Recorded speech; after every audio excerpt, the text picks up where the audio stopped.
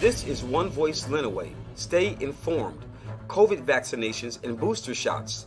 How does this affect our children, finances, and the cost of living, race, and the fight for equity and equality? What will education look like in the future? What you should know about good health practices, employment, and job interviews in today's world. You need to know. Stay connected. One Voice Lenawee. Access to the information you've been looking for. Sponsored by United Way of Monroe and Lenawee counties. Now we present to you our host, D'Angelo Boone. Welcome to One Voice Lenawee.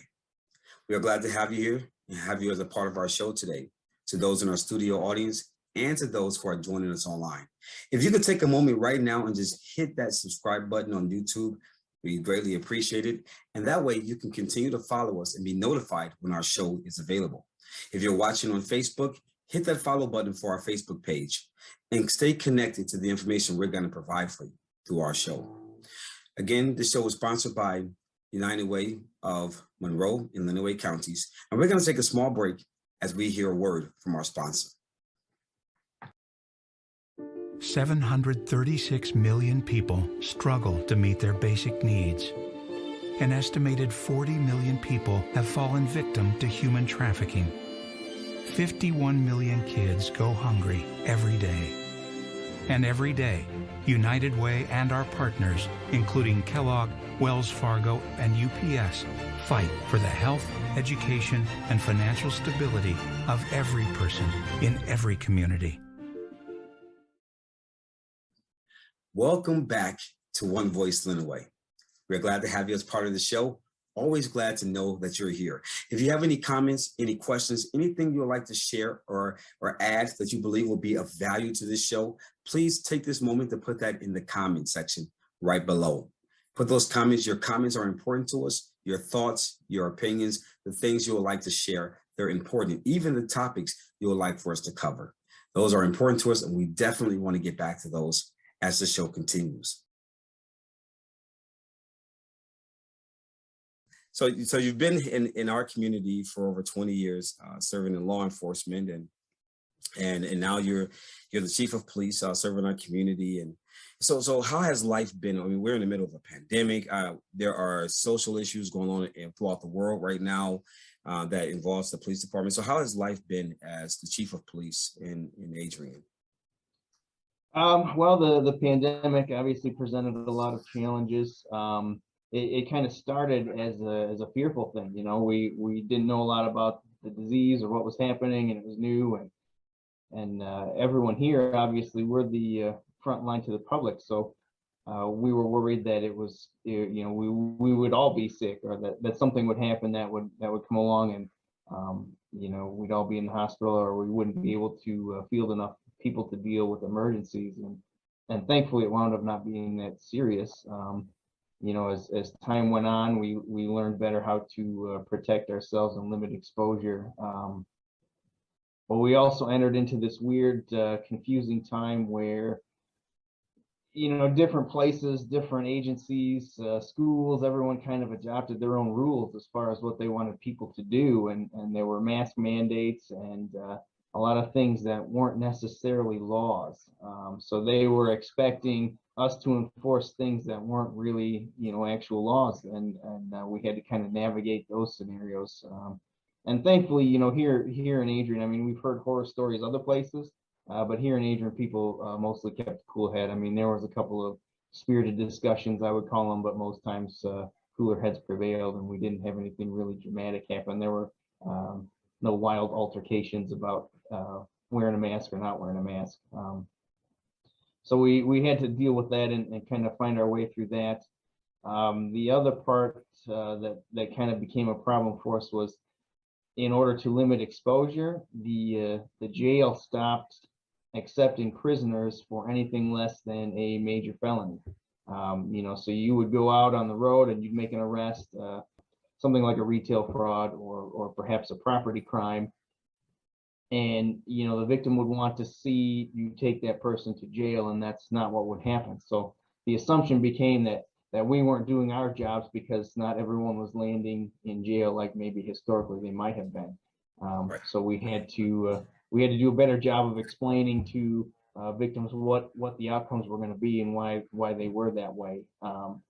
And we, even now, right now, the jail, I think, is maintaining that policy right now. So we would have periods where it would kind of relax, and we could go back to taking people to jail for all offenses. But right now, there was a spike recently with the different COVID variant, and they went back to that policy of only violent felonies. So and it's understandable. It's frustrating, but it's understandable because that population is so vulnerable. I mean, everyone lives together in the same common area, and if it were to get into there, it's going to affect everyone. So it's hard to be patient and understanding, but you got to see the bigger picture involved there. So it has definitely presented a lot of challenges for us, but we're doing our best. That's absolutely hilarious.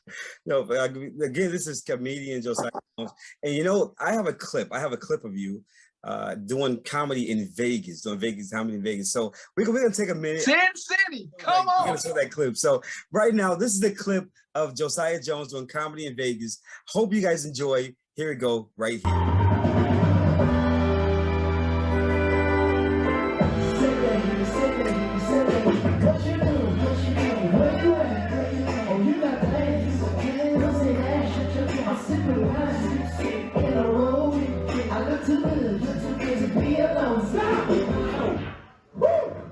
That's the light-skinned national anthem I want y'all to know. Listen, Bruno Mars is our new El DeBarge, Cougars. Y'all remember Chico DeBarge and El DeBarge when he'd be like, you bring chills up my spine every time I take a look at you. Yeah, I see you. Hey, where all the Cougars at? I got an anointing on my life, y'all. I'm a Cougar whisperer. And if you're over 55, you ain't got to leave there how you came. In Josiah's name. The reason I want a cougar because I'm married to a millennial and I want a plate. I ain't seen a plate in a long time. I want some collard greens. I want some candy yams. I want some dressing in April. Y'all know dressing is a Thanksgiving delicacy. My wife in there trying to do stovetop stuff and give me some dressing. And stop putting smoked turkey in my greens. I want some fatback. Come on, somebody. Come on, some ham hocks. Where they at? I feel smoked turkey. Neck bones. I feel you right here in my spirit. You pulling on me. Wait a minute. Where's Geraldine? That Mildred? Gladys, where you at? If you Keisha, I'm allergic to you. Get away. If you're a millennial, I hate you. But if you're a cougar, listen. I love you. But whatever we do, they say what happened in Vegas stays in Vegas. Whatever we do gotta be at your house because my wife said I can't have no more company. She a hater. Hey, white ladies, how you doing? My mom, she's white. Surprise. Y'all thought I was beige for nothing? If they have a baby, surprise, it's gonna look just like me, beige. Y'all got some beige kids, that's why you're laughing. They're amazing. When their hair get wet, it curls up. Come on. And as I said, my mom's white. My dad's missing. Leroy. I told Alice, I said, Alice, you should have known you got Leroy. You should have got Andrew, Peter, Thomas. She got Leroy. She gonna look at me and she gonna say, Josiah, don't sass me. Do you want to whip it? I said, y'all know white women don't whip their kids. That's the truth. I said, you talking about a spanking, pop, or time out? My friend Tyrone, his mama used to beat the snot out his nose. She'd be like, Tyrone, say something else. I'm going to slap the taste out your mouth. You got more mouth than a pork cow that butt. Say something else, Tyrone. I'll kill you. Ugly, just like your daddy. I'm mad. I'm going home. Then my mama saw Tyrone mama whoop him, and she thought she was going to bring this type of trajectory to me. She said, do you want to whoop him? I said, no, I want time out 2 times. Don't change the game. I know I'm black, but you're white. I need time out. She says, I'm going to whoop you. So I had to think on my feet. I read stretch back to all my ancestors from Africa. I looked at her hazel eyes and her blonde hair. Y'all don't judge me because I am black. But I looked at her and I said, eyes gonna bend over. Eyes gonna let you with me. But eyes ain't gonna like it. Swing low, sweet chariot, coming for to carry me home. Haven't my people gonna do enough for me? I ain't right. I'm petty even with my mama. She said, why would you say that to me? I said, Alice. Because she's white, I can call her our first name. I'll never call you Keisha. I say Miss Keisha. But I said, Alice. I said, listen, I just saved you from committing a hate crime. Then she said, I'm taking you to church because you got the devil. And then I realized, ooh, white church and black church is totally different. White church treats Jesus like a superhero. Black church treat him like he a sugar daddy. Here's the white song. Our God is an awesome God. He reigns on heaven above with wheels. Lord, see, y'all know it. Not black church. This is our black song. How you gonna pay your rent? All your money spent. Baby, new pair of shoes. So you got light bill due. Telephone disconnect. Turn it over, Jesus. He working out. Oh, yeah. I said, what the devil? Y'all stupid. Y'all play too much.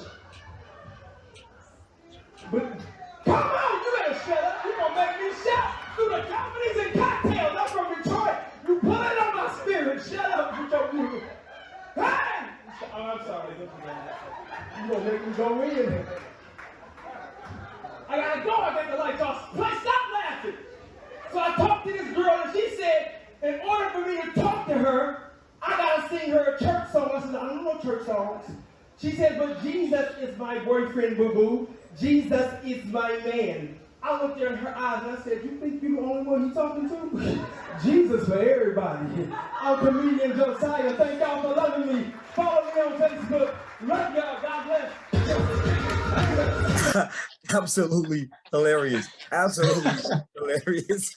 You know, this is Josiah Jones, comedian, with us this evening, and just glad to. I just wanted to share that clip with you all.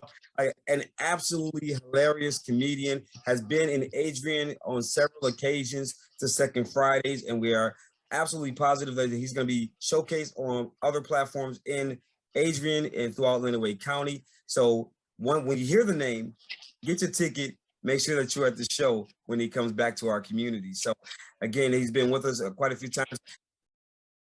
And how can we best address these issues that we might uncover the truth and make educated decisions, right? So let's jump into some of the information that's going on or going out in community.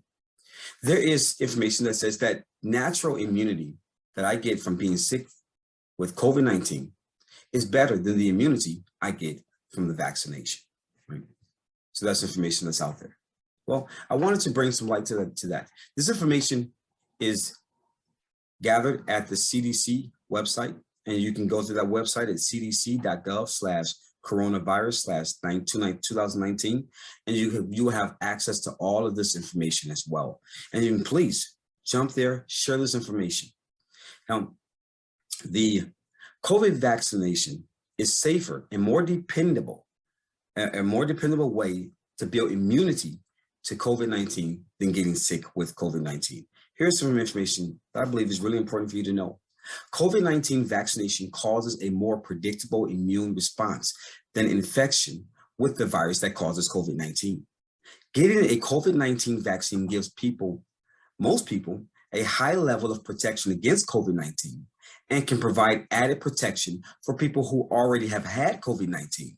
Now, one study shows that for people who have already had COVID-19, those who do not get vaccinated after their recovery are more than 2 times as likely to get COVID-19 again than those who are fully vaccinated after their recovery. All COVID-19 vaccines currently available in the United States are effective at preventing COVID-19. Getting sick with COVID-19 can offer some protection for future illness, sometimes called natural immunity, but the level of protection people get from having COVID-19 may vary depending on how mild or severe their illness was, the time since their infection, and their age. So getting COVID-19 vaccination is also a safer way to build protection than getting sick with COVID-19. COVID-19 vaccinations help protect you by creating an antibody response without you having to experience the sickness. Getting vaccinated yourself may also protect people around you, particularly people at increased risk of severe illness from COVID-19. Getting sick with COVID-19 can cause severe illness and even death, and we can't reliably predict who will have a mild or severe illness as a result of this disease. So if you get sick, you can spread COVID-19 to others. You can also continue to have long-term health issues after the COVID-19 infection. Welcome to One Voice Lenawee. Welcome to One Voice Lenawee, and we are glad to have with us a new venture, a new artist of a different kind, coming in with his own podcast, his own form of communication and information. And we have Mike Cooks with us, joining us this evening as well. And the podcast that he has is called 5 Ps and We. But I would like to also welcome you to the show. Welcome you to the show. Thank you, sir. All right. Glad to have you with us today. 5 Ps and We. And Mike Cooks, would you walk us through this? Where did this idea come from, and what topics are you looking to cover? Well, this topic, I guess we might want to say, deals with the preparatory tools of putting effort forth in order to change, what your past was, or do something different. In a sense, that promotes unity within your community, within your family, within the society. I derived it from a phrase that was given to me back, years ago, maybe like 22 years ago. Individual laid it up on me. I never really took grasp of the meaning. I just started sounding slick, however, it came back and manifested itself. I want to say about 10 years ago, and the impact of what it meant to me, actually changed the way I saw, how to, actually become instrumental in not only my life, but in the lives of others, So, that's where I pretty much that, along with the reading of Think and Grow Rich, which is by Napoleon Hill and Dennis Kimbrough. Like I said, they constructed a lot of the same ideas based upon, the thinking, So pretty much I began to develop the content for, a podcast, and thought it would be ideal for, what's going on in, in our communities nowadays. Which we have seen in conversation, and is presented to the City Commission regarding blight. A blight action plan was submitted, and I was able to sit and be a part of those conversations as well. And just curious as to, is the blight action plan something that's new to the city, or something that's just been more developed? What does this look like for residents that may be a little bit concerned about the push of this initiative? Well, honestly, there has not been a change to what is considered blight. None of that has actually changed when it comes down to those ordinances of what is and what isn't blight. All of these different parameters have always been in place. It just hasn't always been followed through. And where we have really seen that to be evident is in rental properties. And part of that is there are rental inspections that happen every 3 years. However, when you had one code enforcer that was in charge of looking at all of, enforcing all of the code for the entire city and trying to do rental inspections when like a little over one half of your entire city are rentals. Mhm. It was virtually impossible. And he was drowning in all the amount of rental inspections and code enforcement. It was complaint based. So that was coming in and taking priority over the rental inspections, obviously, and things were getting missed. And that is why I think you are hearing about some of these deplorable conditions that some of these renters have had to put up with and live in, and that their landlords weren't being held accountable for, is just that it was just so backed up. And we recognize that within the city commission, but this blight group that you and I were both a part of, that was definitely something that became very apparent. And it was encouraged to the city commission to look at hiring another code enforcer so that we could have somebody that was doing those rental inspections and keeping a higher standard and getting our residents in safe rental buildings and getting those conditions better. And I'm happy to say that he is caught up almost and is making that, and he's getting it. Well, he's close. It's getting there. And it is that is all that new code enforcer does, is rental inspections. And so that has made a huge dent in that accountability. It is also, I will say, on the flip side of what you're seeing quite a few rental properties go up for sale right now. Yeah, I was It just is gonna bring that because up. they're being Yep. held accountable, and Yeah. now they don't want to fix it, so they want to dump it. So that's what is happening right now. We are seeing that as well in some of those conditions. But we, what was discussed right away, there was concern right away about, the couple on a fixed income, the elderly couple on a fixed income, or this family that, only makes so much money and they're barely making their house payment, or, whatever it might be. And that they were just finally able to buy a house, but they can't afford to fix it up, or, whatever those situations might be, or they just recently lost a job, or, there's a lot of things like that happen, and where they're the actual homeowners. And that is the person we don't want to punish. Do we want to hold them to that blight standard? Yes, because, once you start, it's already been proven, once one house starts fixing up, it's contagious, and everybody will start taking better care of their places and wanting to fix it up. But we don't want to punish those people. We need to help those people. And that is why we brought in the piece of the community revitalization coordinator. Her name is Leslie Love. She lives on the east side of Adrian. She's been here for many, many years. She's very well versed with our citizens of Adrian. And she came into this position. And what she is doing is, one of the pieces of what she's doing is doing all the database work for like all of the code enforcement, because we've had repeaters, and so we're trying to stop that and see where those trends are and all of that. But when you have your two code enforcers doing as much code enforcement and rental inspections as they're doing, there's a lot of paperwork that goes with that. So she's assisting them in that area so that they can really be boots on the ground out there, doing what they're supposed to be doing, and with those rental inspections and the code enforcement.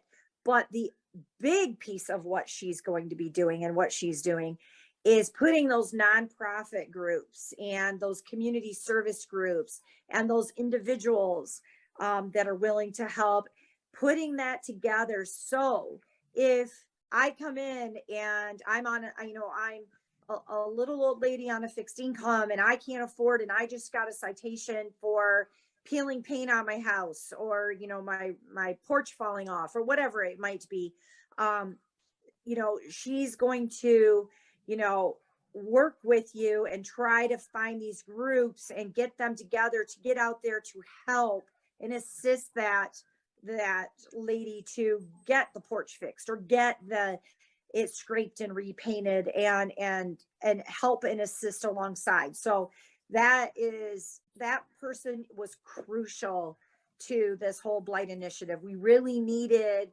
that person to connect those pieces and to do that. I will say, nothing's been formally done yet. The one reasoning for me taking a new job right as the election was happening, which was crazy at the time, but I really was very excited because this job, I don't have to work summers in this new teaching job that I'm in, and it gives me a couple months off to fully vest into our community. And I would like to really, be out there working alongside, and whether it's,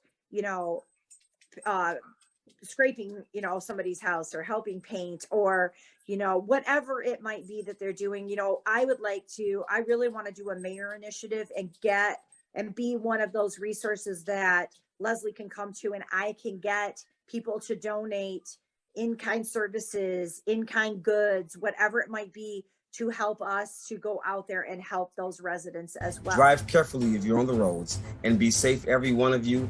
Take the proper precautions to make sure that your family is safe, that you are healthy, and that you are taking the proper measures for self-care. Self-care is important, and one day we're going to have a show dealing with that.